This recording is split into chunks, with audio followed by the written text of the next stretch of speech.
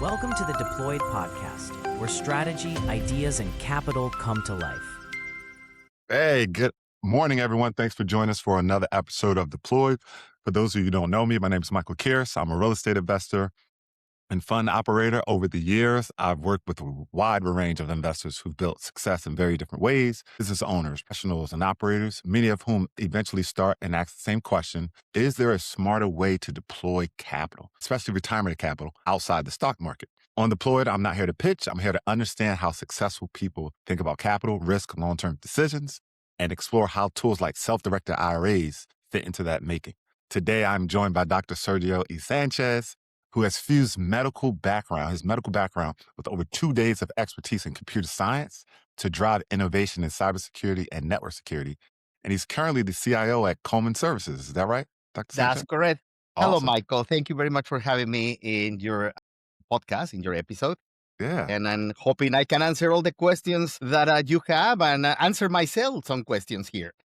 Well, great. Well, let's get into it. Before we talk to investing, though, I'd love to just get some context. Tell us what your path of success looked like. Well, again, I am a medical doctor from the University of Mexico, and then fall in love with an American woman, moved to United States, and discovering that to continue my medical career was to be a little bit complicated because you have to pass, the medical board certification test exams, and that was going to take basically 3 years of my life plus residence again. Wow. So with that in mind, I decided to go for my second love, which is computers. I use computers since I was 12 years old. I will put a number in my age right now, and I can tell you that my first computer was a Commodore 16. Wow. Normally, everybody hear about the Commodore 64. No, I have one before. So now telling you that age. So learning about computers by myself in the beginning, I come from a time that computer programming was just not there, no schools at the moment, but, basic, Fortran, Pascal, all those passed through my mind. And well, coming to America, deciding to take another route in my professional life. And I went to Columbia University, explained my case. They took me in, and 3 years later became, a master in computer science there. That's all.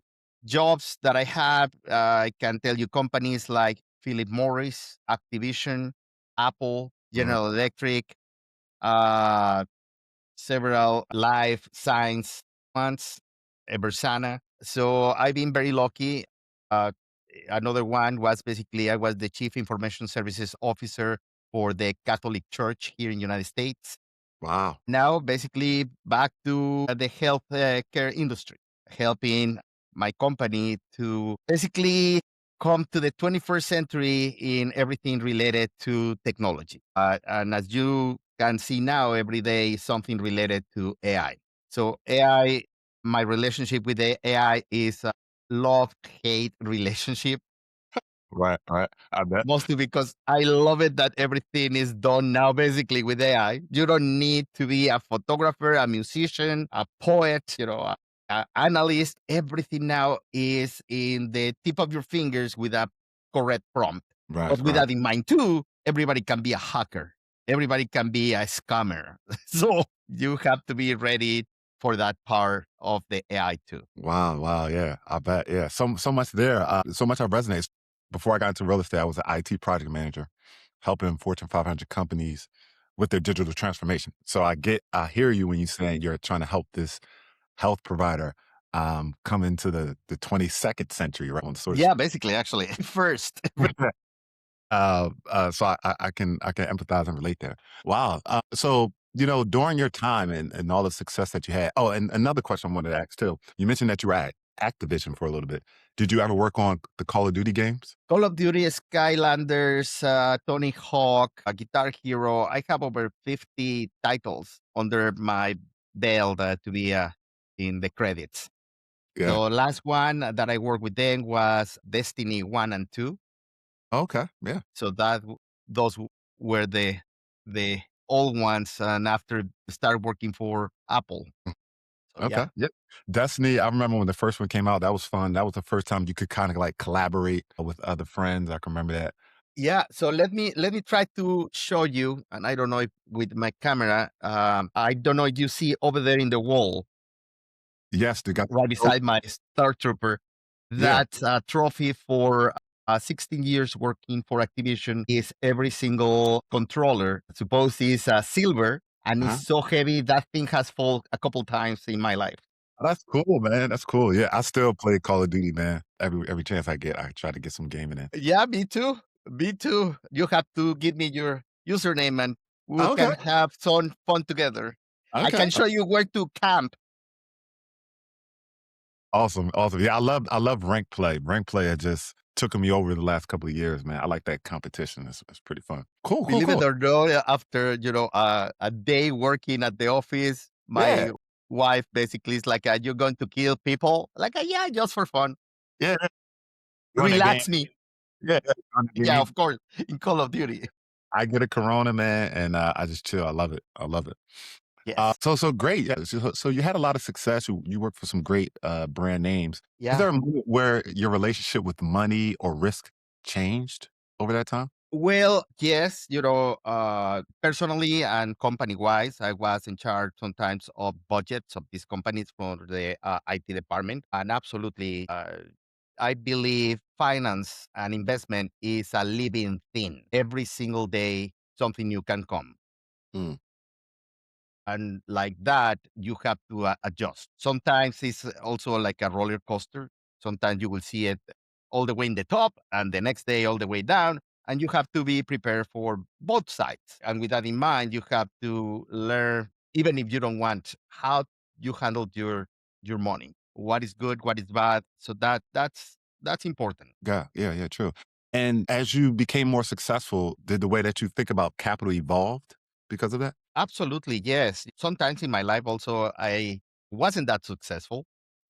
Life surprise you sometimes with things that you don't expect. And all that capital that you have, sometimes you have to take in consideration. Well, I need to survive today. I need to pay these bills today. And sadly, I will have to, get rid of some shares. But I think we pass through that, everybody. Unless, you are Elon Musk, that I guess you are not that worried about money. He's about to But be in able. general, the average, I will say is not only the average American, but the average citizen of the world, we are always worried of how is our way to become successful. And in some cases, actually, this is funny. I have a friend that I was asking him a couple days ago, what success looks to you like? So is money, is houses, is cars, or some people just want to have a tent for ice fishing. Hmm. Like, okay, so the definition of success is also the same one for me as happiness. For one, whatever is happy for you can be not happy for somebody else. So the definition of success, mostly in the finance point of view, is to be able to be independent of do whatever you want and you are not worried for that money that will get you to be in a house, to have food in your table, and basically to live. And I compare that, a million years ago when we were roaming the fields looking for prey, looking to hunt, or looking for nuts and berries, we didn't have time to think about anything else. Hmm.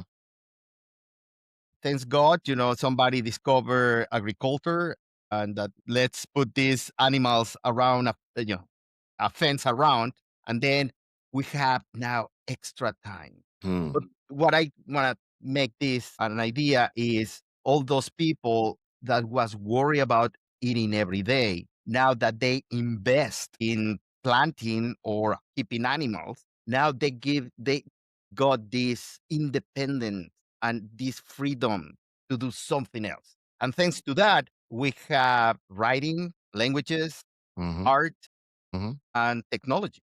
Yeah, human innovation. Absolutely. So the same way today, is a lot of people out there that they are sadly suffering because they don't know how to get money to have the basic food and a roof over their heads. Forget about, a cellular phone. That Hmm. is secondary. And that is interesting. And from my cybersecurity point of view, being also the CISO of my company, I have to be up to date with the news. Just I was hearing yesterday that 4 years ago, today is 67 years old woman, she got a scam. The classical, she tried to go and see Netflix and went to the wrong site and has a pop-up in the screen that says, "Hey, you have a virus. Call Microsoft to this phone." So sadly, of course, it wasn't Microsoft. Mm-hmm. And after 4 months, these scammers got around almost $1 million. They erased all her investments and all the things. So the poor woman was living with bare, I think, just Social Security, to the point that she says that she used to disconnect the coffee maker. Right after it was making coffee, she couldn't afford to keep that connected. Wow. Thanks God, the Secret Service, and if somebody from the Secret Service is hearing right now, thank you guys. You are doing a great job. They were able to basically get the bad guys. These guys already invest this in crypto coins, and they were able, the Secret Service, to recover the money. Wow. And actually, I think the woman with, after 4 years, interest and the crypto coins, she got over $1 million back. Because she then became the owner of their crypto. Yes. Well, they discovered, hey, this is the crypto. Thanks God was only Bitcoin. Yeah.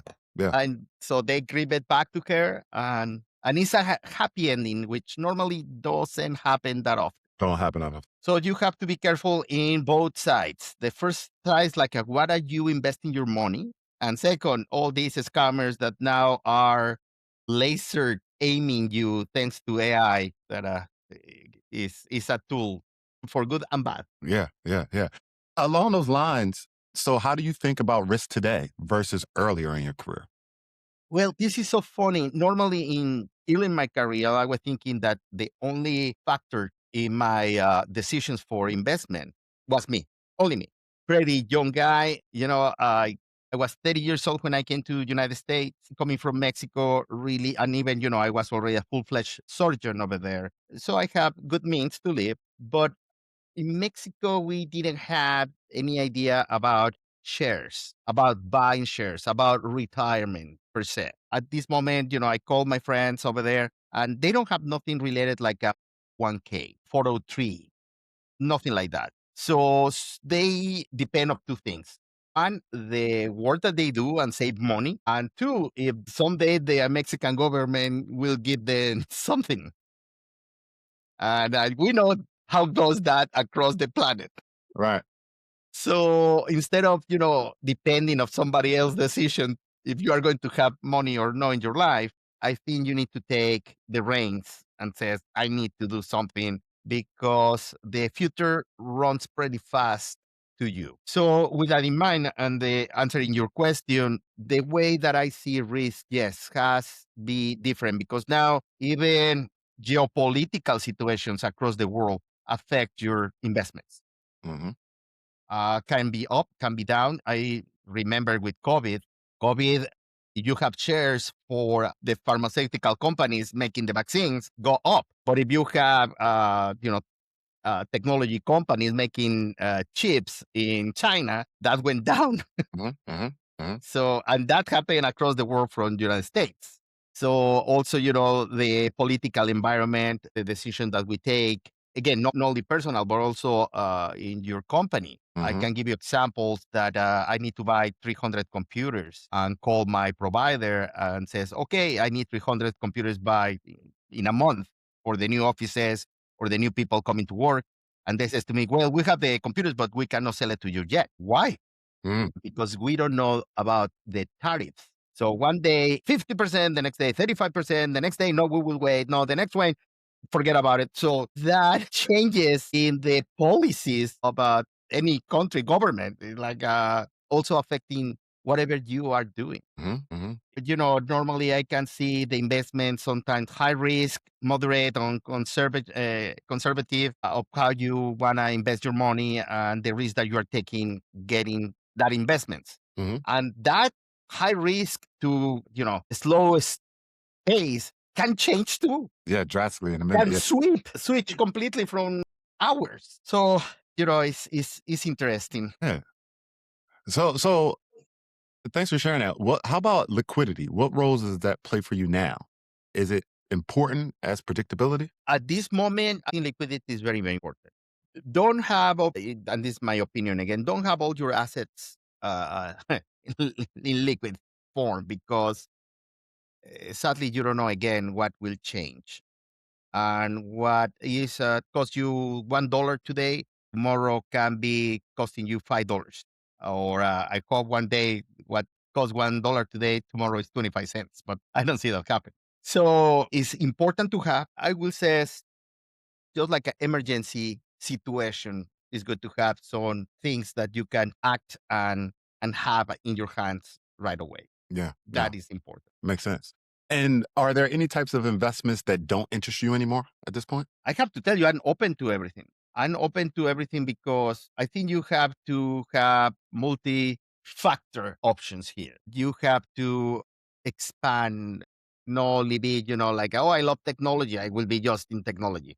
Oh, I like food. I will be, in the food industry. No, I think you need to diversify to everything that is out there, whatever you can get your hands on. And also, I always like to see what is new what options are new, what companies are coming, what they offer. And yes, sometimes, you have these companies that they comes with great, amazing ideas. And then 2 years later, 1 year later, you see that they couldn't come to fruition. And yeah, you lose some money there. Time is important too. 2012 when Bitcoin came out and was less than $1. I remember a guy in, I think it was New York. He has, I don't know, it's a Bitcoin. Mhm. And he wasn't patient enough. And he called, I think, Little Caesar pizza place, Mhm. bought two pizzas for 10,000 Bitcoins at that time, which at that time, I think Yeah. was like a $25. Yeah.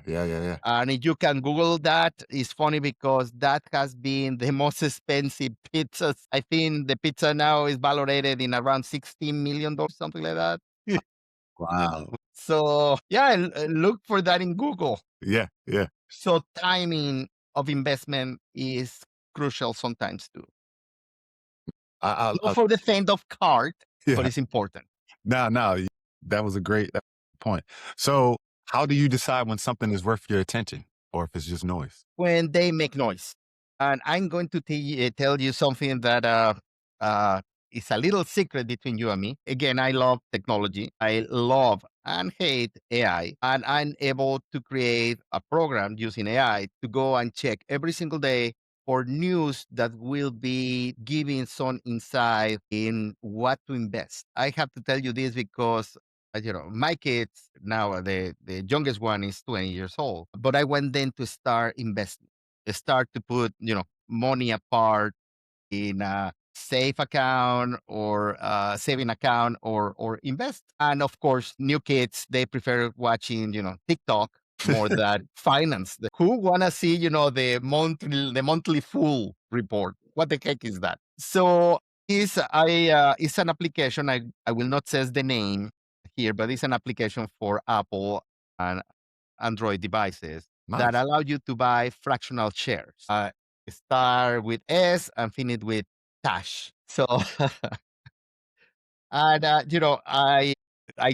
told them to put it. My friends and daughter have it now, but it's like, what the heck is this? How I know what to buy?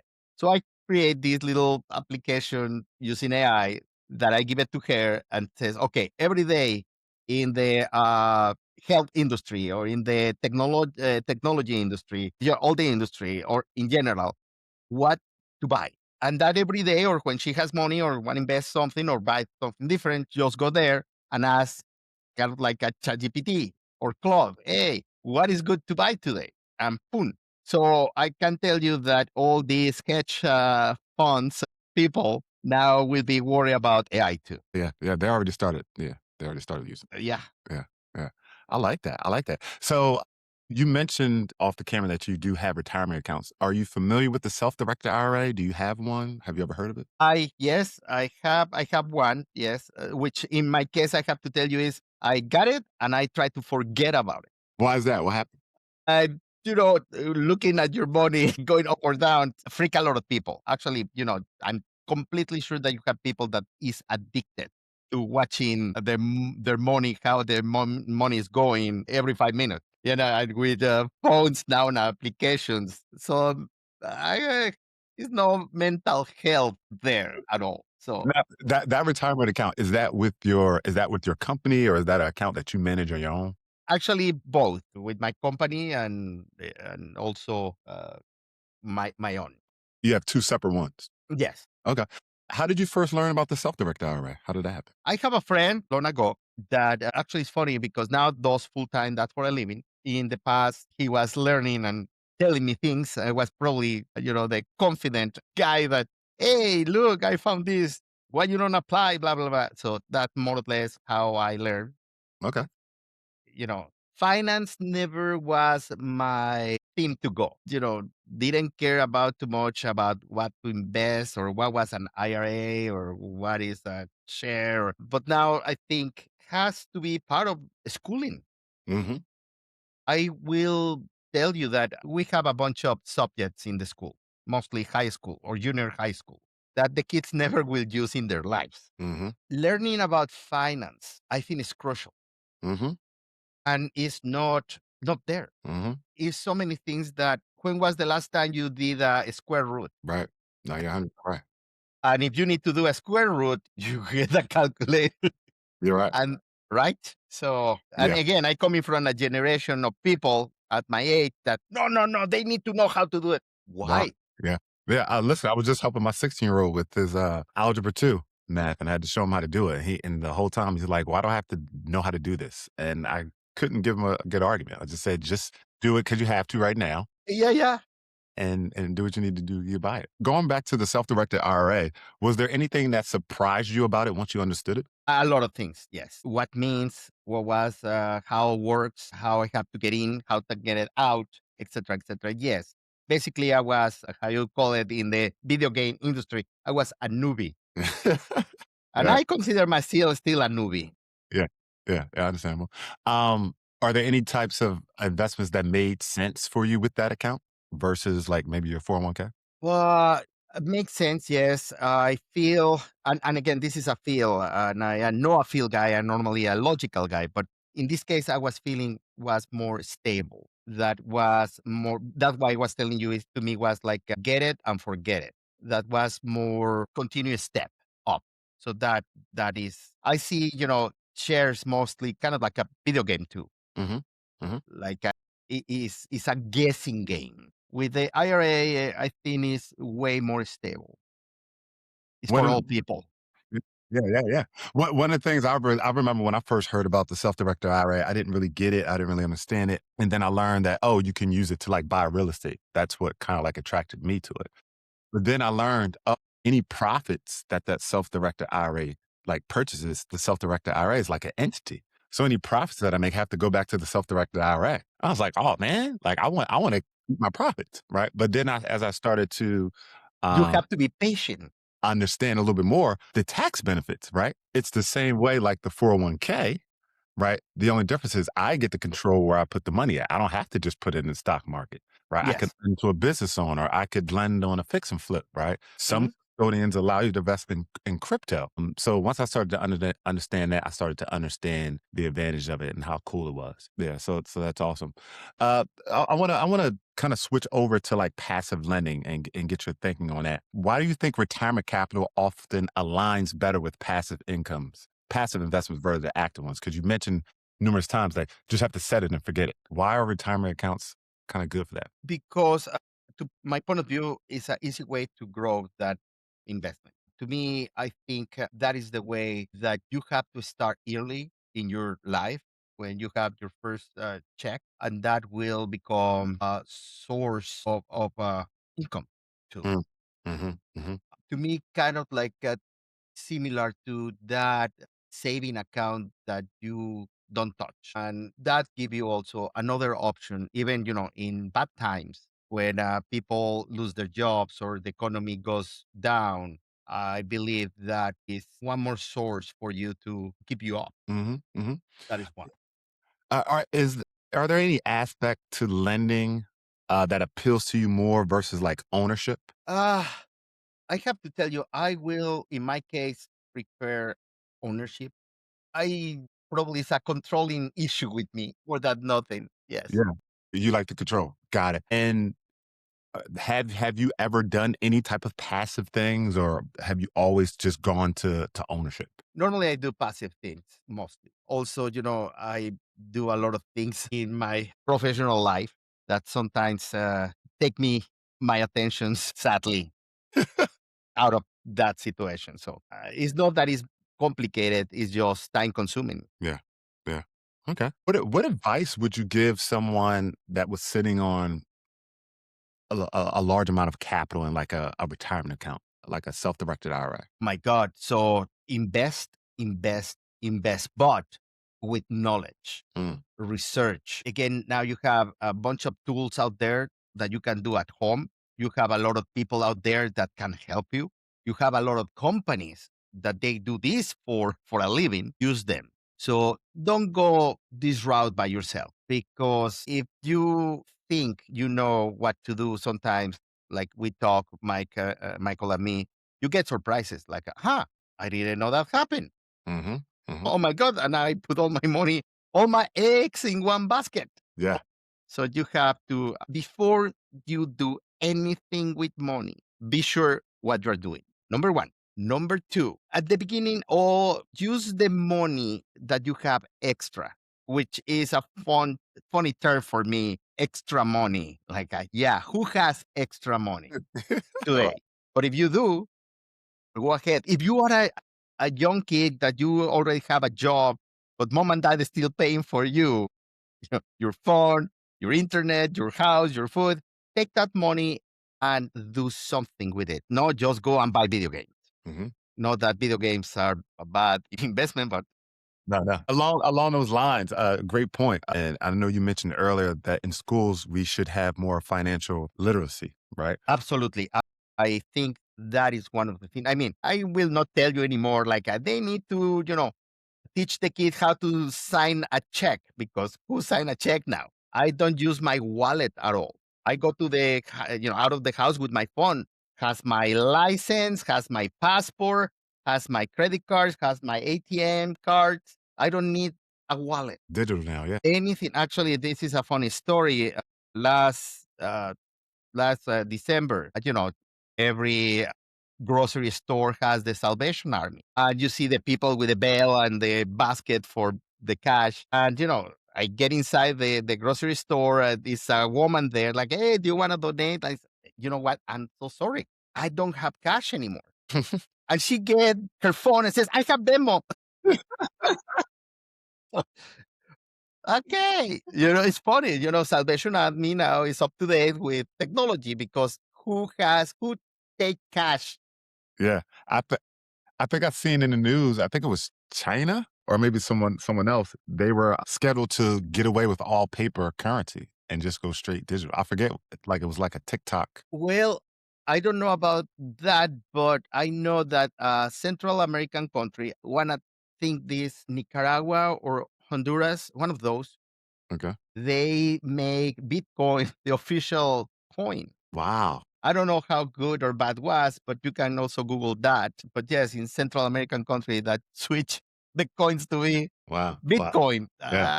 I will not do that. So a great thing I learned along the lines of financial literacy, Jim Rohn, one of my favorite mentors, he was like, this is how you teach children financial literacy. Say when you get a dollar, right, you can't spend the dollar, right? He said you take 10 cents and you give that to charity, whatever charity you believe in. He said you take the other 10 cents and you tuck that away. You don't spend that. You hold that forever. You put that in your savings account. And then he said the final 10 cents, you may invest that money into something, right? Buy an asset. And then the other 70, of the 70, you spend it, you pay your bills or what have you. And I thought that was a great kind of way of thinking about it and really breaking that down to a younger person who's still trying to understand money. So I just wanted to share that with you. Yeah, that's a good advice. Absolutely. Yeah. And it comes down to discipline, right? It's really Yes. what it is. It's kind of like dieting. But it has to also come to early age. Yes. One of the scary part here is always, having kids is they become 18 years old and now they are target for credit cards. Yeah. And you can see going first day at college, Knowledge. Yes. Yeah. That's first day, yeah. before even you get your syllabus. Yeah. Okay, Yeah. hi, here, credit card. Yeah. So I remember I did telemarketing in maybe my sophomore and junior year in high school. So you was the guy calling people at dinner time. Okay, Okay. calling you at dinner time. Yeah. And I remember I was selling credit cards. And I learned early on that, like these things can really trap you up. So I kind of knew early on, I kind of stood away from where all my friends ran to the table to go get a credit card. I was like, nah, I'm not. Yeah. No, I want to be free. I remember when I got older, I was like, I'm not going to use credit cards. But now I kind of understand the importance and leverage. I was fortunate to kind of understand it early on. But what kind of conversations do you think more investors should be having around retirement capital? I believe first and foremost is knowledge. Knowledge, again, of what investment decisions they will take, why they are going to take that decision, who influence that decision, how much money without being worried you can invest. And mostly is that research. Mm, mm, That absolutely. is my main advice always. I love it. Don't go blind to, because again, you have people out there that they want to scam you. Hmm. We have horror histories even before the internet. Mr. Madoff come to Yeah, my yeah. mind, remember? Yeah, made off. So you have to, try not to be putting yourself in a problem. That is what is important. Well said, Dr. Sanchez. Well said. Dr. Sanchez, thank you again for joining us today. It's a pleasure. For those of you listening, if this conversation resonated, share it with someone who built success and is now thinking about being more intentional with their capital to deploy it. And if you're curious more about how self-directed IRAs can be used for passive real estate backed lending, you'll find some resources in the descriptions. Thanks again for joining us for Deployed, and thanks again for sharing. Thanks, It's Dr. a pleasure, Michael. Thank you. Thank you for having me. Absolutely. You've been watching the Deployed podcast, where we deploy insight, capital, and growth.